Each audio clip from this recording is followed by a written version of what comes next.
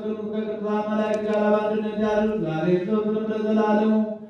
አምላካችንና መድኃኒታችን ሰውን የምትወድ እግዚአብሔር ሆይ ቅዱሳን የሆኑ ደቀ መዛሙርትና አገልጋዮችን ንጹሐን ሐዋርያትን ወደ ዓለም ሁሉ ዳርቻ የሰበካቸው አንተ ነህ። የመንግሥትን መንገድ ይሰብኩና ያስተምሩ ዘንድ በሕዝብ ውስጥ ያለውን ደዌ ሁሉ በሽታውን ሁሉ ያድኑ ዘንድ ከዓለም አስቀድሞ የነበረውን የተሰወረ ምስጢርን ያስተምሩ ዘንድ አሁንም ጌታችን አምላካችን ሆይ ብርሃንና ጽድቅን ላክልን። የሐሳባችንን የልቡናችን ዓይኖች ያብራልን። የከበረን እንግዲህ ቃሉን ጨከንን እንሰማ ዘንድ የበቃን አድርገን።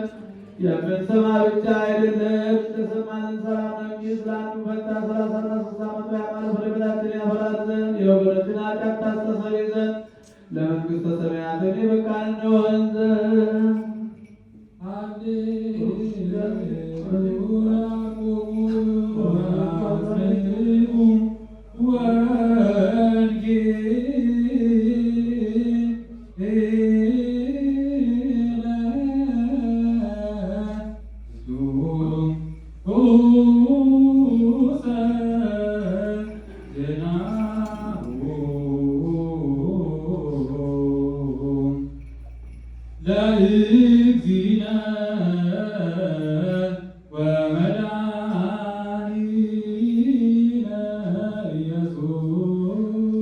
እግዚአብሔር